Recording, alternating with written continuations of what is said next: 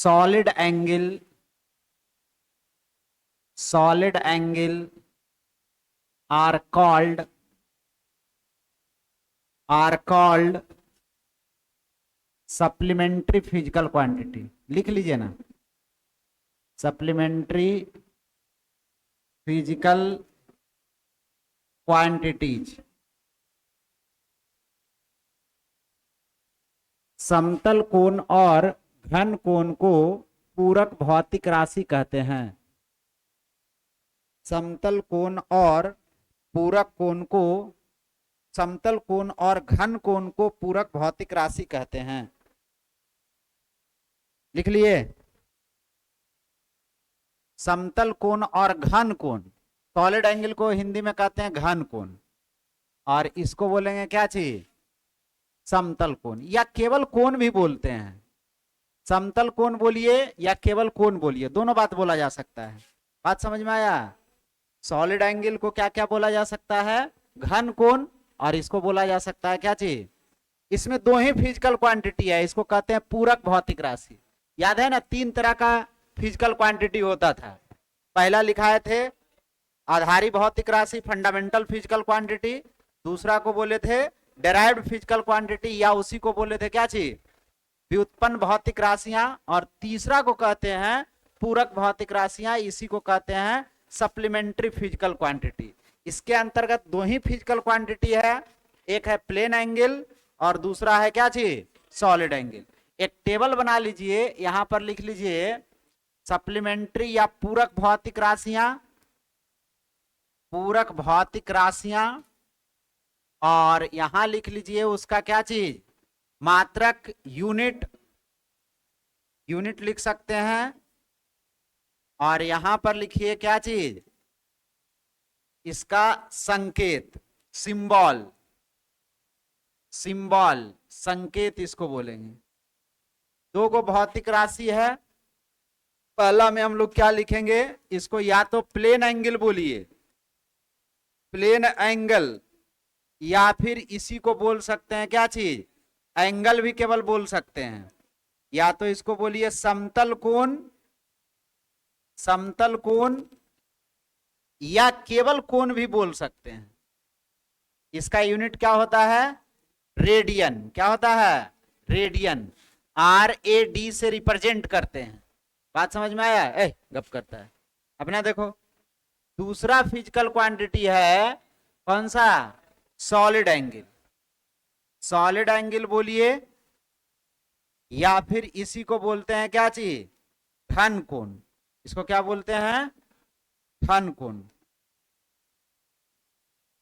इसका होता है अस्टेरेडियन यूनिट, अस्टेरेडियन, और संकेत में इसको SR लिखते हैं। बात समझ में आया? पहले दो तरह का फिजिकल क्वांटिटी हुआ सप्लीमेंट्री, एक को कहे प्लेन एंगल और दूसरा को क्या बोले, सॉलिड एंगल। प्लेन एंगल का यूनिट क्या हो गया, रेडियन। फिर से इसमें हिंदी नहीं लिखेंगे, ये भी यूनिट ना है, पहले ही बता चुके हैं। यूनिट को हमेशा किस में लिखा जाएगा, इंग्लिश में ही लिखा जाएगा, और इसका संकेत को भी। बात समझ में आया? कभी भी इसको हिंदी में नहीं, इसको हिंदी में लिखिए, उर्दू में लिखिए, फारसी में लिखिए, जिसमें लिखना है लिख सकते हैं, लेकिन यूनिट लिखते समय हमेशा ध्यान देना है कि वो किस में रहे, इंग्लिश में ही रहे। हम लोग थीटा पढ़ते थे डिग्री में, नहीं, जैसे साइन 30 डिग्री का मान, तो डिग्री था एक यूनिट किसका, इसी एंगल का या प्लेन एंगल का। उसका SI यूनिट क्या होगा, यूनिट सिस्टम पढ़ा है ना बाबू, तीन तरह का यूनिट सिस्टम। एक को कहते हैं क्या चीज, MKS यूनिट सिस्टम, दूसरा को या फिर हाँ CGS यूनिट सिस्टम, तीसरा को FPS यूनिट सिस्टम, और चौथा SI यूनिट सिस्टम। MKS और SI यूनिट सिस्टम एक ही है। बात समझे? पहले MKS के नाम से होता था, उसको ही पूरा दे दिया गया अधिकार किस, क्या कहलाने का, SI यूनिट सिस्टम। बात समझ में आया? तो जो एंगल पढ़ते हैं उसका यूनिट हम लोग प्रचलित यूनिट देखे हुए हैं डिग्री, उसका एक्चुअल में SI यूनिट क्या होता है, रेडियन। SI यूनिट क्या होगा, रेडियन, जो डिग्री पढ़ते हैं उसका। बात समझिए यहां पर। अब दो तरह का एंगल आया, हम पहले आप एक्सप्लेन कर देते हैं, उसके बाद आप लिख लीजिएगा। एक को कहते हैं प्लेन एंगल, या इसी को कहते हैं क्या चीज, समतल कोण, और दूसरा को कहते हैं क्या चीज, सॉलिड एंगल। बात समझ में आया? या इसी को कहते हैं घन कोण। पहले आप समझ लीजिए, उसके बाद दोनों बात को लिखा देंगे। देखिए, प्लेन एंगल किसको कहेंगे? जहां पर दो लाइन आकर मिलेगा, इस दोनों लाइन के मिलने से जो झुकाव बनता है उसको कहते हैं क्या चीज? लाइन समझता है, रेखा समझता है, धागा समझता है। दो धागा आकर मिला, जिस पॉइंट पर मिला उस पॉइंट पर जो झुकाव उत्पन्न हुआ, इस झुकाव को ही कहते हैं क्या चीज? प्लेन एंगल, या फिर केवल इसको क्या कहते हैं? कोण। बात समझ में आया? इसमें कोई दिक्कत है? दो लाइन पहले छठा क्लास में पढ़ चुके हैं।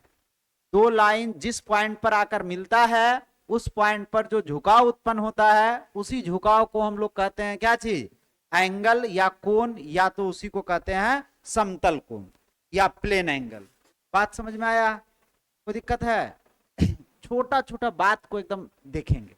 देखिएगा क्या होता है, हम लोग को सिखाया गया है 9th-10th क्लास में ही कि जब भी कोण को रिप्रेजेंट करेंगे ना तो ऐसे घेर देंगे। नहीं बताया गया है? एक्चुअल में घेरने का पीछे कारण क्या है कि मान रहे हैं कि ये किसी वृत्त का आर्क है, किसी सर्किल का चाप है। बात समझे? सर्किल का क्या है? चाप है। चाप समझता है? कोई भी वृत्त है, उसको एक भाग को हम लोग क्या कहेंगे? चाप कह देंगे। जैसे यहां से यहां तक की लंबाई को क्या कह देंगे? ये वाला क्या हो गया? एक चाप हो गया। ये भी एक क्या हो गया? चाप हो गया। यहां पर भी बना देते तो ये क्या हो गया? चाप हो गया। नहीं, इसको इंग्लिश में कहते हैं क्या चीज? आर्क। ARC, आर्क कहिए, या इसी को क्या कहते हैं? चाप कहते हैं। बात समझिए, ये घेरने का मतलब, यहां पर घेर रहे हैं, इसका मतलब ये एक प्रकार का क्या है? चाप है, या इसी को कह सकते हैं क्या है? आर्क है। ये यदि इसको हम केंद्र मानकर इसी को कंप्लीट करेंगे तो एक पूरा सर्किल कंप्लीट हो। बात समझ में आया? इससे साबित होता है कि प्लेन एंगल जो बनता है वो किसी चाप की लंबाई द्वारा बनता है, लेंथ ऑफ आर्क द्वारा बनता है। कहां पर बनता है? ये होता है वृत्त का केंद्र। वृत्त का क्या होता है? वृत्त समझता है ना? वृत्त समझ में आता है? सर्किल समझ में आता है? सर्किल क्या होता है? एक फिक्स पॉइंट से फिक्स दूरी पर जो लोकस बनता है, जो धब्बा बनता है, उसी को हम लोग क्या कहते हैं? वृत्त। बात समझ में आया? इस चाप के द्वारा वृत्त के केंद्र पर जो कोण बनता है उसी को हम लोग प्लेन एंगल कहते हैं या फिर समतल कोण कहते हैं। बहुत सारा बात स्पष्ट हुआ। क्या हुआ कि हमेशा जो बनेगा, कोण बनेगा, समतल कोण बनेगा, वो कहां बनेगा? वृत्त के केंद्र पर। कहां बनेगा? बात समझ में आया? किसके द्वारा बनेगा? वृत्त के किसी चाप के की लंबाई द्वारा, या लेंथ ऑफ आर्क, आर्क के द्वारा। बोलिए किसके बीच? ये देखिए दो गो रेडियस होगा, एक रेडियस और दूसरा रेडियस। किसके बीच बनता है? तो वृत्त के दो त्रिज्या के बीच। नहीं बात समझ में आया?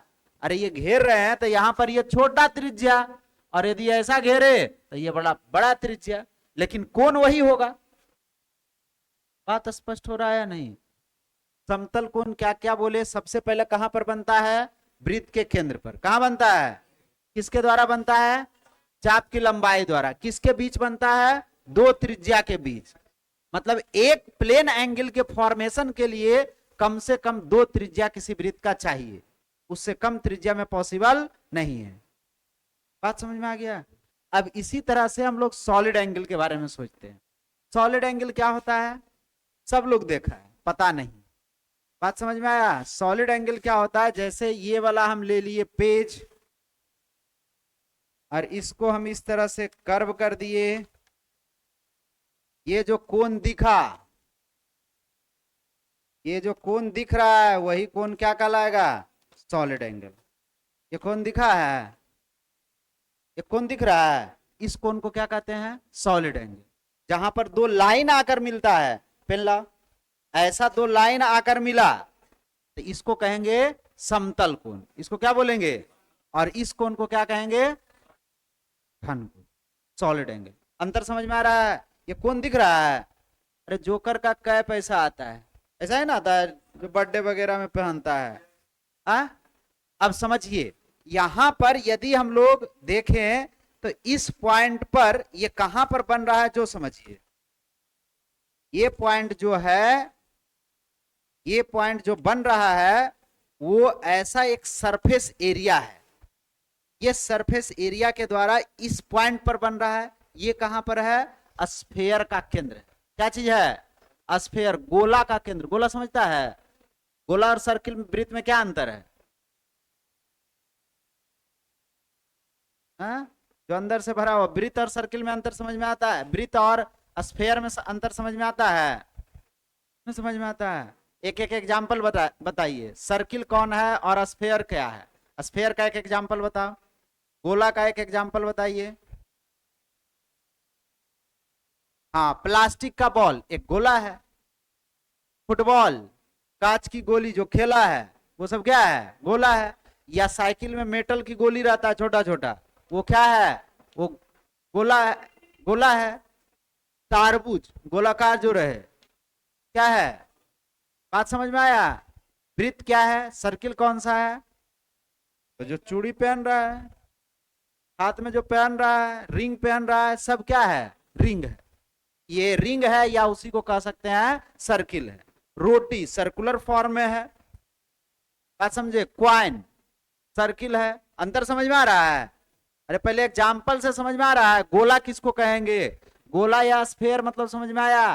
कांच की गोली, फुटबॉल, प्लास्टिक का बॉल या कोई और बॉल रहे, वो सब क्या है? स्फेयर है, गोला है। बात समझ में आया? पृथ्वी भी गोला है, सूर्य भी एक प्रकार का गोला है, उसका साइज बहुत बड़ा है। बात समझ में आया? चंद्रमा भी एक गोलाकार है। बात समझ में आ रहा है? सर्किल कौन है? तो सर्किल आप बोल सकते हैं जो हाथ में रिंग पहनते हैं, या फिर चूड़ी पहनते हैं, या फिर क्वाइन या रोटी, ये सब क्या है? वृत्त। अंतर बुझा रहा है? अरे बुझा रहा है? ये कहां पर बना? वृत्त के केंद्र पर। और सॉलिड एंगल कहां पर बनता है? स्फेयर के केंद्र पर, गोला के केंद्र पर। ये बात समझ में आता है? गोला पहले समझ में आया, गोला के केंद्र पर बनता है। बात समझ में आया? ये वाला सॉलिड एंगल है। यहीं से ये काट कर, कभी तारबूज नहीं खरीदा है? तारबूज खरीदा है? तो तारबूज खरीदता है कटा हुआ नहीं, पूरा पूरी खरीदो तो बताना कि पहले दिखाइए हमको कि लाल है कि उजला है अंदर में। तो एक काट कर निकालता है, या तो त्रिभुजाकार या ऐसा काटता है, चाकू को डालता है, अच्छे ढंग से निकालता है, इसी तरह का शेप निकलेगा उसमें। बस ये चौखूट रहेगा इस तरह से। वो जो दिखाता है वो परफेक्ट सॉलिड एंगल, या उसी को कह सकते हैं घन कोण है। बात समझ में आ रहा है? और बनाने का तरीका है, कैसे बनाएंगे? तो सॉलिड एंगल बनाने के लिए आपको बहुत सारा रेडियस लेना पड़ेगा। ये जो कोण बन रहा है, इस कोण के फॉर्मेशन के लिए एक त्रिज्या, दो त्रिज्या नहीं चाहिए, इनफाइनाइट नंबर ऑफ त्रिज्या चाहिए। जैसे ये सॉलिड एंगल हो गया, ये मान लेते हैं यहाँ क्या है? ये सर्कुलर है। ये क्या हो गया? सर्कुलर हो गया। देखिए इस तरह से तो हम सर्कुलर पहले बना देते हैं, ठीक है? ये क्या हो गया? इस फेस पर कैसा आ गया? सर्कुलर आ गया। ये सर्किल हुआ। अब बताइए कि यहां पर जिस पॉइंट पर ये बन रहा है, उस पॉइंट पर देखेंगे तो कितना रेडियस आकर मिल रहा है? बताइए तो जरा, कितना रेडियस आकर मिल रहा है? ऐसा हम लोग मिलाएंगे तो बताइए, यहां से ऐसा लाइन खींचेंगे, कितना लाइन खींचा जाएगा? इनफाइनाइट। कितना लाइन खिंचाएगा? ऐसा ऐसा यहां से लाइन खींचे, ऐसे खींचे, एक लाइन स्ट्रेट लाइन खींचेंगे, यहां से दूसरा लाइन, तीसरा लाइन। कब ये पूरा भर जाएगा? जब इनफाइनाइट नंबर ऑफ लाइन खींचेंगे। मतलब कहिए तो यहां पर दो त्रिज्या भाग लिया था, दो रेडियस के बीच बना था, दो त्रिज्या के बीच बना था। नहीं बात समझे? यहां पर कितना त्रिज्या है? ये वाला त्रिज्या कितना है? इनफाइनाइट है। इनफाइनाइट है, अनंत है। अनंत त्रिज्या के बीच एक सॉलिड एंगल का निर्माण होता है। बात समझ में आ रहा है? अरे कुछ बुझा रहा है? दोनों में अंतर समझ में आ रहा है? ये कहां बनता है? वृत्त के केंद्र पर। ये कहां पर बनता है? गोला के केंद्र पर, या कहिए किसके केंद्र पर? स्फेयर के केंद्र पर। या तो गोला कहिए, या तो किसके केंद्र पर? ये दो त्रिज्या के बीच बनता है, ये इनफाइनाइट नंबर ऑफ त्रिज्या के बीच बनता है। ये चाप की लंबाई के द्वारा बनता है, और ये इतना दूर का क्षेत्रफल, ये क्या है, एरिया के द्वारा बनता है। और अच्छा बोलिए तो इसको कहते हैं नॉर्मल एरिया। बात समझे? अभिलंब क्षेत्रफल हिंदी में बोला जाता है इसको, क्या चीज, अभिलंब क्षेत्रफल के द्वारा कहां पर बनता है, गोला के केंद्र पर। अंतर समझ में आ रहा है? अरे दोनों में अंतर समझ में आ रहा है? ये सर्किल द्विविमीय है, द्विविमीय समझता है, द्विविमीय है। और ये कैसा है, त्रिविमीय है। त्रिविमीय, त्रिविमीय मतलब समझता है, जिसमें केवल लंबाई हो उसको कहते हैं एक विमीय। जैसे तार देख रहे हैं, तार क्या है, उसमें लंबाई ज्यादा है, मोटाई नहीं के बराबर है, बहुत कम है, या लंबाई बहुत ज्यादा है, उसके कंपैरिजन में मोटाई बहुत कम है, तो उसको क्या बोलेंगे, वन डायमेंशनल। जिसमें लंबाई और चौड़ाई दोनों हो, जैसे ये लंबाई और चौड़ाई दोनों है, तो इसमें ये क्या हो जाएगा, द्विविमीय। और जिसमें लंबाई चौड़ाई और मोटाई या हाइट ऊंचाई तीनों है, उसको कहते हैं क्या चीज, त्रिविमीय। बात समझ में आ रहा है? एक विमीय किसको बोले, जिसमें केवल लंबाई हो। द्विविमीय किसको बोलेंगे, जिसमें लंबाई और चौड़ाई दोनों हो। और त्रिविमीय किसको बोलेंगे, जिसमें लंबाई चौड़ाई और मोटाई या ऊंचाई या गहराई हो, उसको कहते हैं क्या चीज। दूसरा ठेठ भाषा में कि यदि हम लोग टू डायमेंशनल को लेंगे, किसी प्लेन पर रखेंगे तो वो चिपक जाएगा, वो हाइट गेन नहीं करेगा, तो इसको कहेंगे कैसा, टू डायमेंशनल। जैसे ये हाइट गेन कर रहा है लेकिन बहुत कम कर रहा है, ऐसा समझिए। एक पेज ले लिए इसका और इस पर रखे, तो बताइए कितना हाइट गेन कर रहा है, नहीं के बराबर। अरे ऊंचाई हुआ इसका, नहीं, तो ये कैसा हो गया, टू डायमेंशनल। यदि हम किसी वस्तु को लिए और इस बोर्ड प्लेन पर रखे, कुछ ऊंचाई गेन कर लिया, देखो इतना ऊंचा हो रहा है, तो ये कैसा हो गया, त्रिविमीय, या इसी को कहते हैं थ्री डायमेंशनल। अंतर समझ में आ रहा है? दोनों में अंतर स्पष्ट हुआ? ये वाला कैसा है, द्विविमीय है, और ये त्रिविमीय है। त्रिविमीय का मतलब समझ में आया?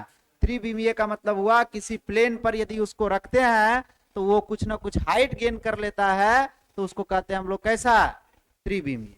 बात समझ में आया? जैसे गोला एक त्रिविमीय ज्योमेट्री है, जबकि वृत्त एक कैसा है, द्विविमीय है या दो विमीय भौतिक राशि है।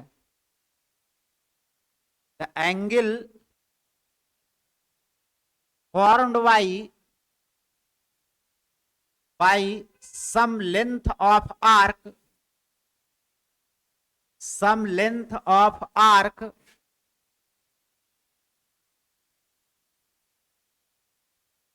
the angle formed by some length of arc at the center of a circle, at the center of a circle is known as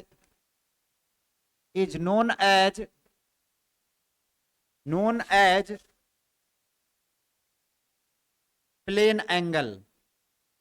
Hindi लिखिए। किसी वृत्त के किसी चाप की लंबाई द्वारा, किसी वृत्त के किसी चाप की लंबाई द्वारा, किसी वृत्त के किसी चाप की लंबाई द्वारा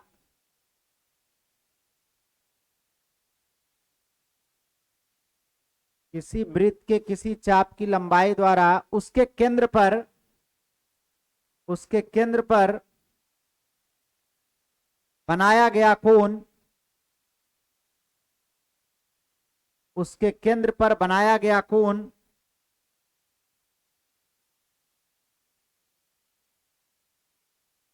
समतल कोण कहलाता है। बनाया गया कोण समतल कोण कहलाता है। फिगर दिखा लीजिएगा, समतल कोण क्या होता है।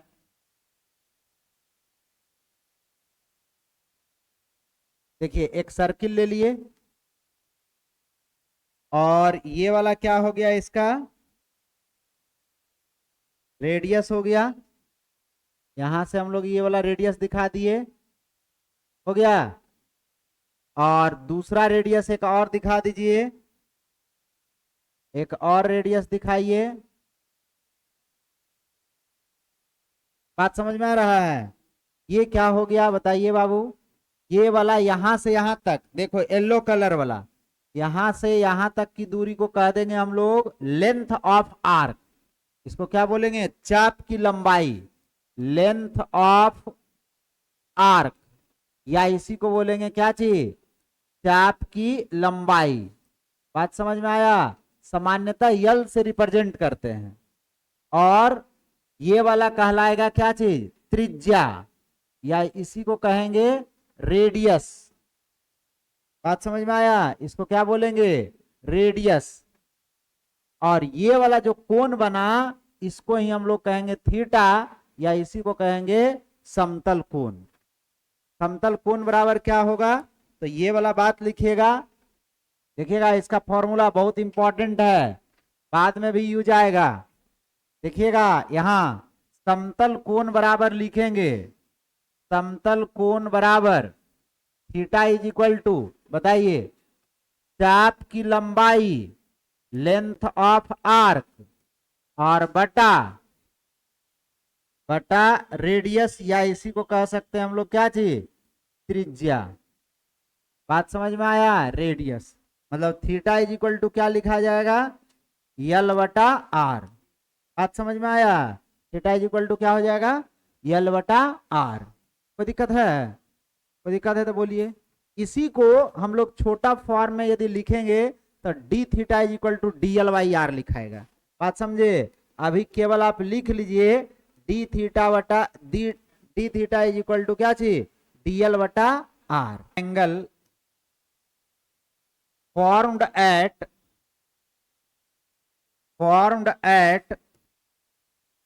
the center of a circle,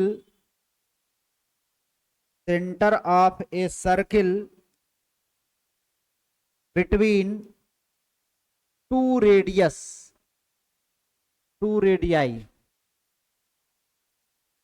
लिखिएगा समतल कोण किसी वृत्त के केंद्र पर दो त्रिज्याओं के बीच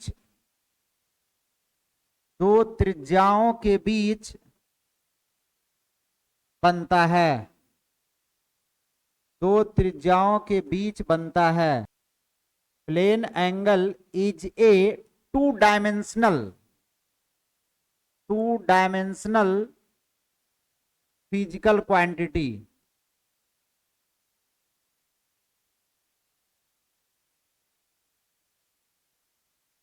समतल कोण द्विविमीय भौतिक राशि है, द्विविमीय भौतिक राशि है। Angle formed at the center of the circle by complete circumference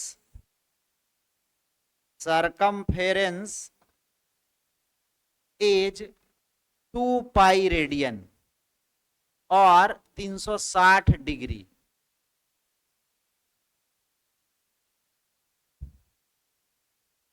लिखिएगा वृत्त के केंद्र पर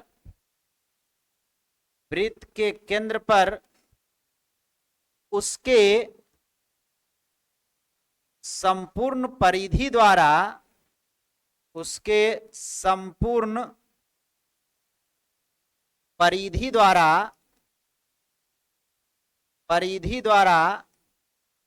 2 पाई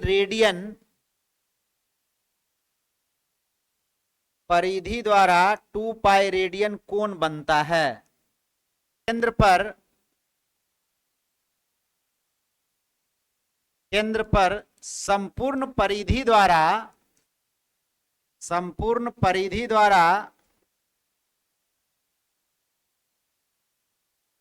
बनाया गया कोण ज्ञात करें।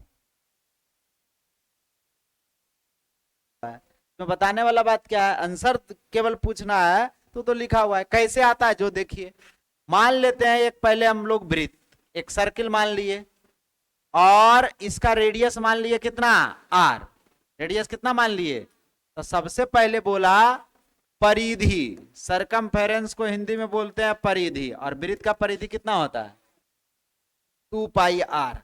मतलब इसका पूरा परिधि को ही हम चाप की लंबाई ले लें, मतलब चाप की लंबाई कितना ले लें, चाप की लंबाई यहां लेने कह रहा है परिधि के बराबर, तो परिधि कितना होता है 2πr। कोई दिक्कत है, देखो इधर।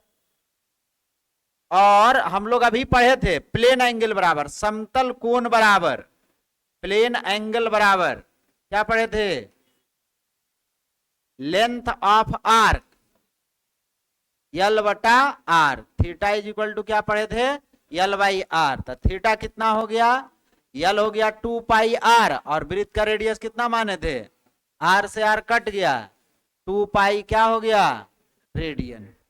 क्या हो गया, 2π रेडियन। ऐसे आता है, यही ना बात लिखाए थे, पूरा परिधि द्वारा। अब बोलता आधा परिधि द्वारा कितना कोण बनेगा, तो आधा परिधि कितना होता, चाप की लंबाई, चाप की लंबाई होता आधा परिधि, मतलब इसका बटा 2 कर देते। तो यहाँ चाप की लंबाई रखते πr, 2 से 2 कट जाता, ये πr, यहाँ पर भी πr रहता, तो ये 2 तो रहता नहीं, r से r कट जाता, बचता कितना, आधा परिधि के द्वारा कितना कोण बनेगा, πr। कितना बनेगा, पाई, क्या बनेगा, पाई रेडियन। देखो इसको, डिग्री और रेडियन के बीच संबंध, डिग्री और रेडियन के बीच संबंध, संबंध, ठीक है।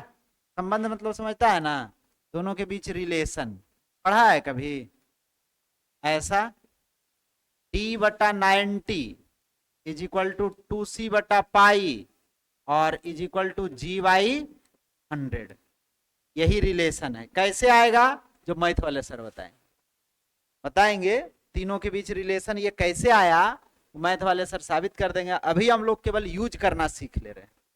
मैथ का रिलेशन है, डी फॉर हो गया डिग्री, मतलब किसी कोण का मेजरमेंट डिग्री में, डी का मतलब क्या हो गया, डिग्री में मेजरमेंट, या measurement of angle in degree, इसको क्या लिख सकते हैं, मेजरमेंट ऑफ एंगल इन क्या चीज, डिग्री। कोण का माप डिग्री में, कोण का माप क्या हो गया, कोण का माप किसमें, माप डिग्री में।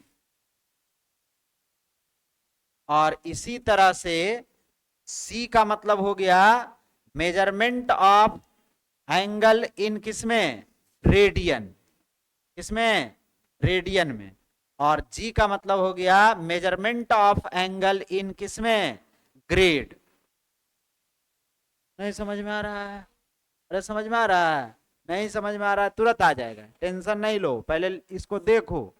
जैसे मान लिया जाए हमको बोला कि बताइए 30 डिग्री बराबर कितना रेडियन, ये बात तुमको समझ में आया है, अरे 30 डिग्री पढ़ा है कभी, 30 डिग्री बराबर कितना रेडियन, या 60 डिग्री बराबर कितना रेडियन, या पाई रेडियन बराबर कितना डिग्री, या 2π रेडियन बराबर कितना डिग्री। तो यही फॉर्मूला लगा करके हम लोग बदलते हैं। कैसे बदलते हैं, यहां देखो डिग्री में मान दिया हुआ है, डिग्री में क्या दिया हुआ है, तो ये वाला रिलेशन हम लोग यूज करेंगे, यहां से यहां तक वाला। ग्रेड से कोई संबंध है नहीं, इसको पढ़ते हैं डिग्री, और इसको क्या है, रेडियन। ये है डिग्री और ये सी फॉर क्या है, रेडियन। बात समझ में आया, तो डी के जगह पर रख दो, d/90 is equal to 2c/ क्या चीज, पाई। कोई दिक्कत है इसमें, अरे इसमें कोई दिक्कत है। अब इसमें हम लोग क्या करते हैं, डी के जगह पर रख देते हैं कितना, 30, नहीं 2π नहीं होता है, 2c/पाई होता है। यदि लिख दिए थे तो गलत लिखा था, 2c/पाई होता है। बात समझ में आया, d/90 is equal to 2c और बटा पाई। कोई दिक्कत है, 2c/ क्या होता है, पाई। अब c का मान निकालना है तो क्रॉस मल्टीप्लाई कर दीजिए, इसको पहले काट दीजिए, 3 से कट रहा है, और उसके बाद क्या कर दीजिए, क्रॉस मल्टीप्लाई, तो 6c इज इक्वल टू पाई, तो c इज इक्वल टू कितना हो गया, पाई बाई, मतलब क्या हो गया कि 30 डिग्री बराबर पाई बटा 6 रेडियन। अब समझ में आया या नहीं?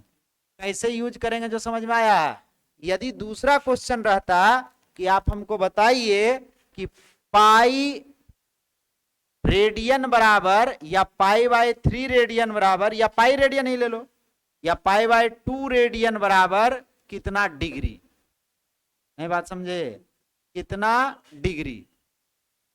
अब c का मान दिया हुआ है और किसका मान निकालना है, d का, ये बात समझ में आ रहा है। c का मान दिया हुआ है और d का मान क्या करना है, निकालना है। तो फिर से वही रिलेशन, d बटा 90 इज इक्वल टू 2c बटा पाई। क्या करेंगे, c के जगह पर रख दीजिए कितना, d बटा 90 रहने दीजिए, और c के जगह पर रख दीजिए कितना, पाई बाई 2 और बटा पाई, तो ये पाई से पाई कट गया, ये पाई से पाई भी कट गया, 2 से 2 भी कट गया, पाई से पाई भी कट गया। देखो उधर क्या चल रहा है, कलाकारी चल रहा है।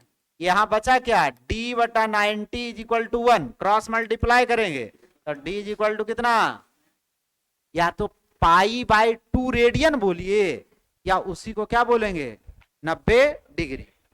बात समझ में आ गया, पाई बाई 2 रेडियन बोलिए या फिर 90 डिग्री बोलिए, उसी तरह से 30 डिग्री बोलिए या पाई बाई 6 रेडियन बोलिए। जैसे नहीं पढ़ते थे साइन 30 का मान, तो 30 यहां पर डिग्री में होता था, साइन 30 का मान 1/2, तो साइन पाई बाई 6 रेडियन का मान भी कितना, 1/2।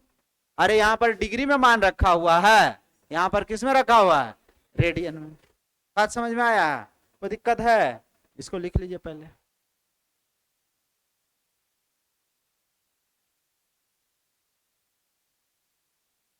या इसी को कहते हैं क्या चीज, घन कोण।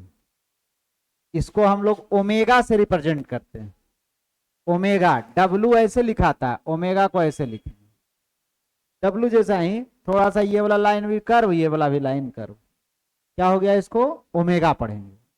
बात समझे, ओमेगा से रिप्रेजेंट करते हैं, ठीक है। क्या होता है, the angle formed at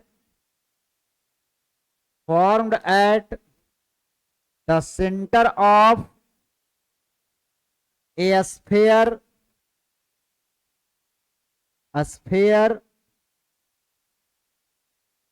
by some area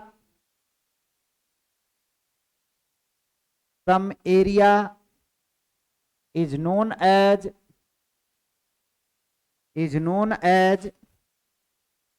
solid angle। किसी गोला के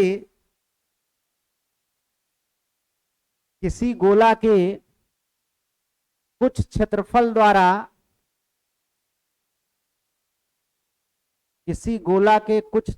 द्वारा, उसके केंद्र पर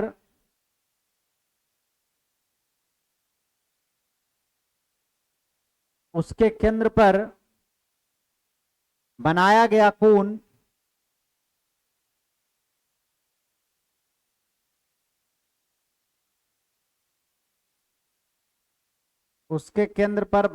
कोण घन कोण कहलाता है,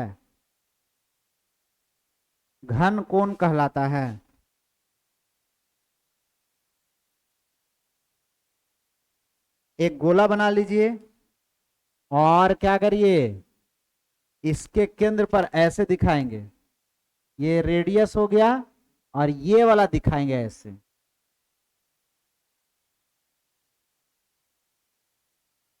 ये वाला एरिया हो गया। बात समझ में आया, और ये वाला कोण क्या हो जाएगा, ओमेगा, और ये हो जाएगा रेडियस, और ये वाला हो जाएगा क्षेत्रफल। एरिया या क्षेत्रफल इसी को बोलेंगे, एरिया। इसको हम लोग रिप्रेजेंट करेंगे ए से। बात समझ में आया? तो सॉलिड एंगल बराबर क्या हो जाएगा? सॉलिड एंगल ओमेगा बराबर है नॉर्मल एरिया लिखिएगा। क्या लिखिएगा? Normal area. स्फीयर के केस में हमेशा नॉर्मल एरिया ही रहता है, लेकिन कोई और वस्तु रहेगा तो उसमें एरिया और नॉर्मल एरिया अलग अलग हो जाएगा। और बटा रेडियस का स्क्वायर। रेडियस का क्या चीज? घन कोण बराबर लिखेंगे तो क्या लिखा जाएगा? ओमेगा इज इक्वल टू अभिलंब क्षेत्रफल, अभिलंब क्षेत्रफल और बटा त्रिज्या का स्क्वायर। बात समझ में आया? ओमेगा बराबर नॉर्मल एरिया, नॉर्मल एरिया और बटा यहां पर इसको लिख सकते हैं ए कॉस थीटा, इसी को कहते हैं नॉर्मल एरिया। बात समझ में आया? परपेंडिकुलर एरिया को कहते हैं नॉर्मल, जो रेडियस के साथ, ये कैसा कौन बना रहा होगा रेडियस के साथ? 90 डिग्री का। बात समझ में आया? तो इसको कहते हैं नॉर्मल एरिया। बात समझे? स्फीयर के केस में हर हमेशा नॉर्मल एरिया ही होगा। जैसे कोई और रहता, जैसे इसके द्वारा कहीं पर सॉलिड एंगल, ये पूरा दीवार के द्वारा सॉलिड एंगल कितना बनता है, तो ये एरिया उस पोजीशन पर डिपेंड करेगा कि कहां पर देख रहे हैं, तो उसके अनुसार उसके परपेंडिकुलर रेडियस के नहीं, यहां पर जैसे स्पर्श रेखा खींचते थे तो यहां पर ये कितना डिग्री का कोण बनाता था? 90 डिग्री का।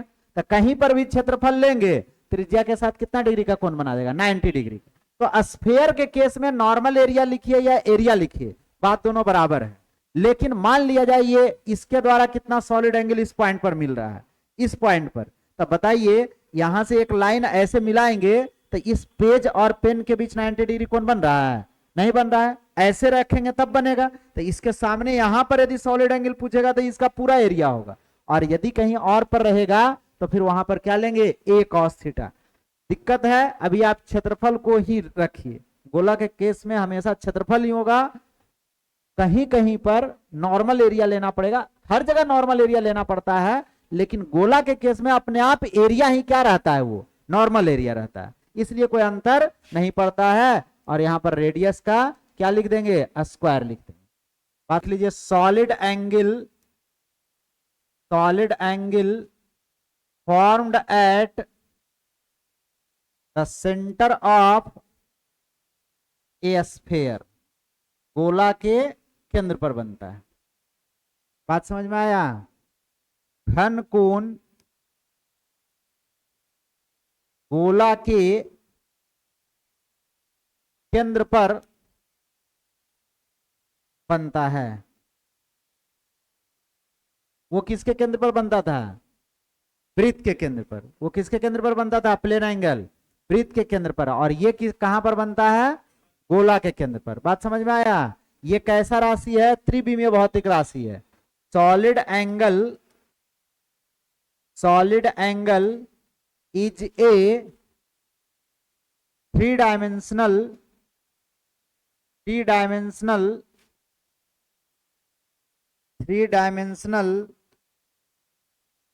Physical quantity.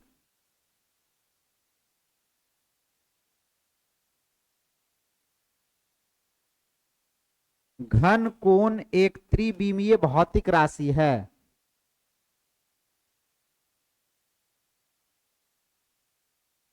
त्रिविमीय, त्रिविमीय भौतिक राशि है।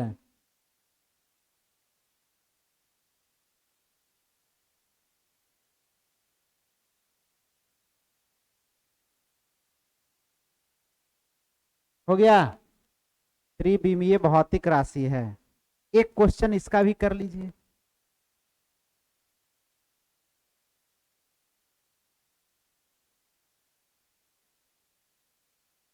Find the angle formed by complete surface area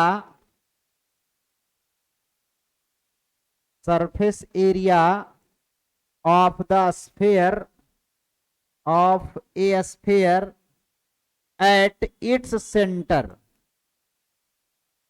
at its centre,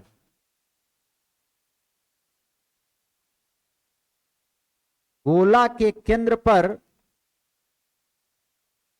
गोला के केंद्र पर संपूर्ण पृष्ठ क्षेत्रफल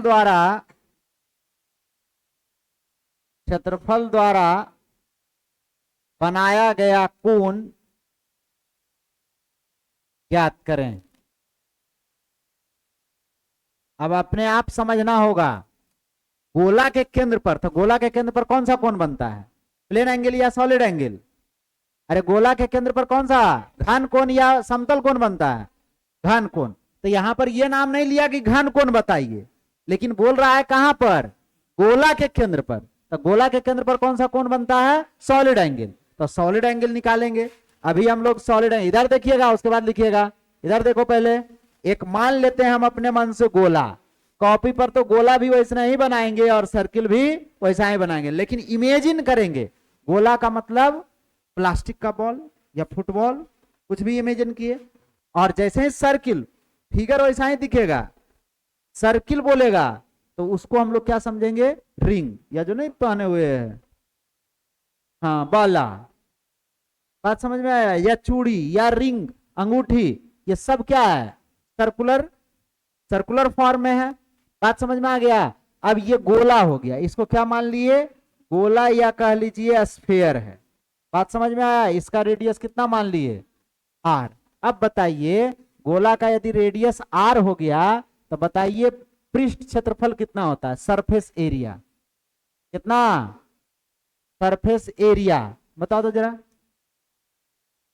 कितना, 4 पाई आर स्क्वायर, यही ना होता है क्षेत्रफल। तो क्षेत्रफल कितना होता है, 4 पाई आर स्क्वायर, गोला का संपूर्ण पृष्ठ क्षेत्रफल यही। और हम लोग को निकालना था सॉलिड एंगल ओमेगा, तो क्या पढ़े थे, नॉर्मल एरिया और बटा रेडियस का स्क्वायर, या इसी को कह सकते हैं क्षेत्रफल और बटा त्रिज्या का स्क्वायर, यही ना, क्षेत्रफल और बटा में त्रिज्या का स्क्वायर। तो क्षेत्रफल कितना आ गया, 4 पाई आर स्क्वायर, और बटा रेडियस कितना हो गया, आर का स्क्वायर। तो आर स्क्वायर कट गया, कितना आ गया, 4 पाई क्या, अस्टेरेडियन। सॉलिड एंगल का यूनिट क्या होता था, अस्टेरेडियन। बात समझ में आया, अस्टेरेडियन मतलब पूरा गोला के